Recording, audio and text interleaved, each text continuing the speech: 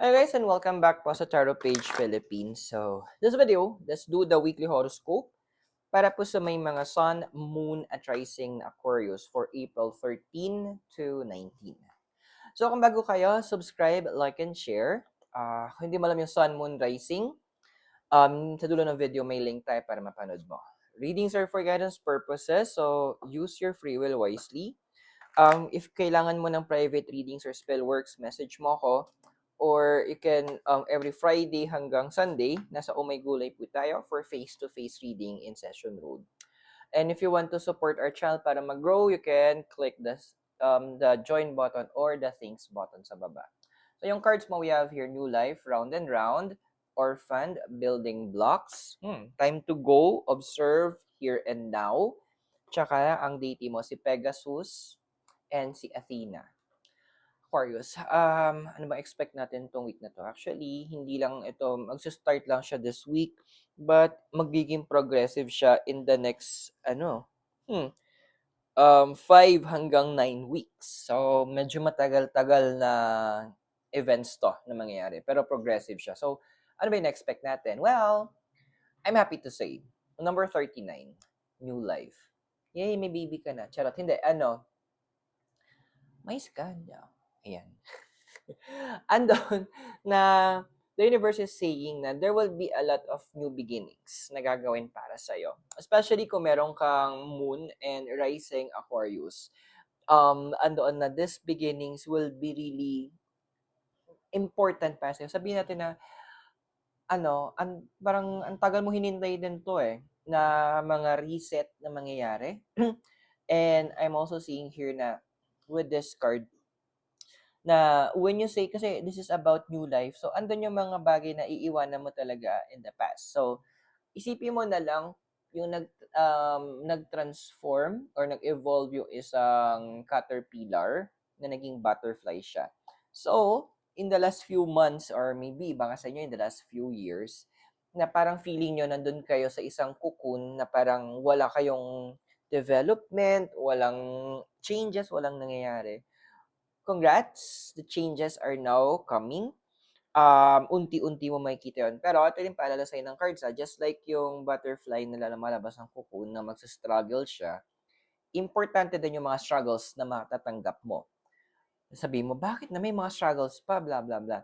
Okay, the reason behind it is kung ang titingnan mo yung butterfly, yung experiment before na yung mga students, yung emperor butterfly, nung lumalabas na siya, nagsa-struggle, naawa yung mga estudyante. So, ang ginawa nila is, pinunit nila forcefully yung cocoon para makalabas yung butterfly.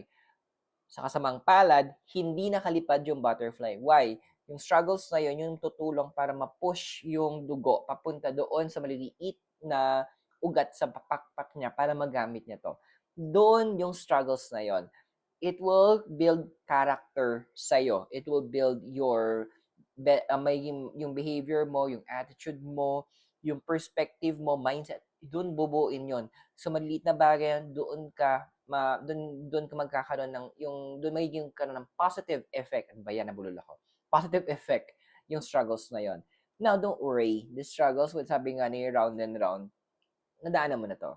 Repetitive na lang siya. Kumbaga, medyo hindi mo lang natutunan. Relasyon na nga natin, hindi matutunan yung mga dapat mong matutunan sa mga previous na struggles mo. Kaya siya nagre-repeat. Now, instead na ipagdasal mo or hingin mo na matapos tong mga struggles na to, baguhin mo yung approach mo. Sabi ng round and round, tanongin mo yung universe, ano ba yung lesson na kailangan ko matutunan para malagpasan ko na etong mga struggles na to?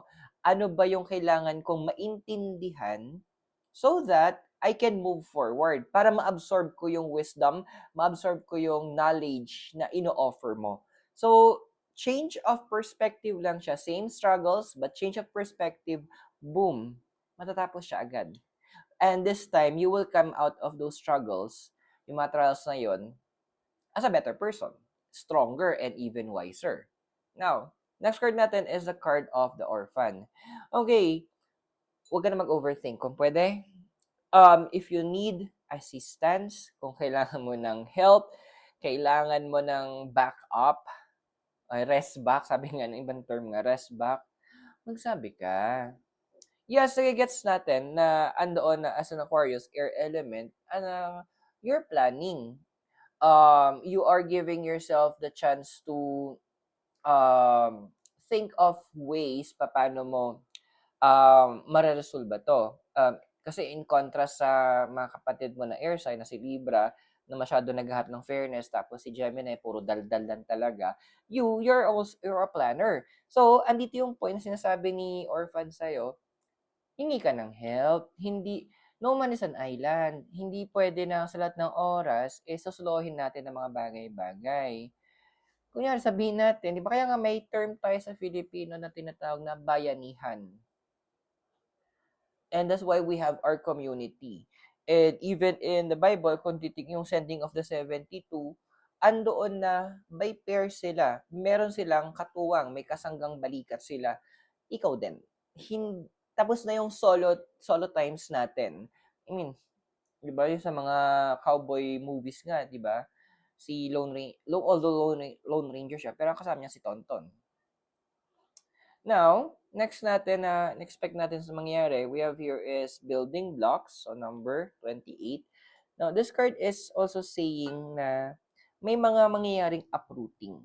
Kasi nga nasanay ka before na parang you're doing everything on your own. Now, this time, since tuturuan ka ng universe, again, this will run hanggang additional 5 to 9 weeks. So, medyo matagal na process to.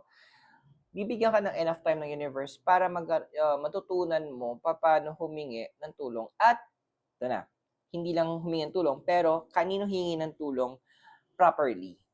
Kasi hindi naman lahat ng tao is willing to extend their assistance. May iba gagawin pan joke yan. Kaya hindi kita masisisi bakit may ayaw mong manghingi ng help. Kasi a lot of you guys, sa family pa lang, andoon na wala na kayong maasahan. And ang dami sa inyo, especially if you have your moon or your rising in Aquarius, andoon na masyado kayong naging advanced. Masyado kayong nag-mature for your age. Kasi yung mga magulang nyo, hindi ko alam kung anong nangyari. Medyo parang kayo naging magulang instead na imbes na sila. Now, ano ba expect natin? We have your time to go, 45, observer 49, here and now 32. Okay, take this as a sign. Kung may mga iba sa inyo, you are planning na either mangibang bansa for work, mag-change ng career path, mag-change ng employer, or even mag-shift ng course, or pwedeng lumipat ng residence, or even for a travel para sa sarili nyo, go. Kasi andoon na sabihin natin na overload na yung utak mo with a lot of things. Kailangan mo na ng breather. Kailangan mo na ng change of environment. Kailangan mo na mabago yun nasa paligid mo. Kasi with the card of the observer, overload na rin yung senses mo. Minsan yung may iba sa inyo is either, makikita ko dito na pag natutulog kayo, andoon na yung tulog niyo parang hindi enough. Kahit sabihin natin naka 7 hours ka naman, parang mas hapo ka pa rin. Parang andoon na hindi ka talaga na nakapagpahinga. It's because yung environment kung nasaan ka, may it be at home, with friends, or maybe at work, or kung nasa sa community na meron ka, parang may linta. Nasisipsip yung energies mo, at ang ending parang habang tumatagal parang mas lalo ka nalulupaypay. Now, kung gagawin mo to, na of course, you need a backup, sabi nga ni here and now. If you're going to change whatever that, pwedeng residence nga, work, be sure na yung transition period mo from the time na umalis ka papunta sa time na nakalipat ka or pumunta sa destination na yon, yung journey yon sa gitnang yon, doon ka magplan. Doon mo ngayon i-direct yung overthinking mo. Doon mo ngayon i-direct yung overplanning mo. To ensure na pag nagkaroon ka na ng transit or ng transition, hindi ka makokompromiso. Hindi ka magkakaroon ng negative magkakaroon ng negative energies or may setback. Kasi naplano mo na yon. So, let's say, example, lilipat ka ng work. From the last time na sasweldo ka to the time na yung first sweldo mo, yung gap nun, yung tinatawag nilang in career change mo, meron ka bang enough funds? Meron ka bang enough savings? Meron ka bang panggastos? Yon yung paplanuhin mo. Doon ka magfo-focus ngayon. Kasi, the transit, technically, madali lang to para sa'yo eh. Pero yung maintenance mo during the transit, doon ka mag-focus. Now, sino ba datees mo ngayon? We have your Pegasus 18, Friendship, Freedom, and a Wish to Assist, and also si Athena, 14, so Wisdom, Strategy, and a Wish to Lead. So these two cards are advising din kasi there are a lot of people na willing naman din mag-extend ng help sa'yo. And doon lang at this point, ayaw nilang manghimasok. Hinihintay lang nila magsabi ka, but please be direct as well on that one. Now, andito with, yan nga si Athena, with strategy, yun nga, gamitin mo na yung overthinking mo to strategize paano yung magiging daily expenses mo, paano mo support ang sarili mo habang nagkakaroon ka ng transition. And also, with the Maltake Pegasus, andun kasi na, alam mo, may nakita ka sa friends mo din na parang hindi tama, pero hindi mo alam paano sabihin. Simple lang, say it direct. Huwag ka na magpaligoy-ligoy pa. Tell them. And sabi mo, bakit mo sinasabi is because you care a lot, you care too much. And willing kang i-risk na masaktan sila kasi gusto mo sila i-correct. So I hope nakatulong yung readings. Those are for guidance purposes. Use your free will wisely. Kung bago kayo, subscribe, like, and share. For private readings po and spell works, you can message me. And every Friday hanggang Sunday, nasa Omay Gulay po tayo sa Session Road for face-to-face reading. If you want to support our channel, you can click the join button or the thanks button sa baba. So Aquarius, maraming salamat. God bless, namaste, Hare Krishna, and blessed be. And I hope magkita tayo very soon. Malapit sa Baguio City, kasama po ang Tulog ng Mikay. You have a great day. Bye for now.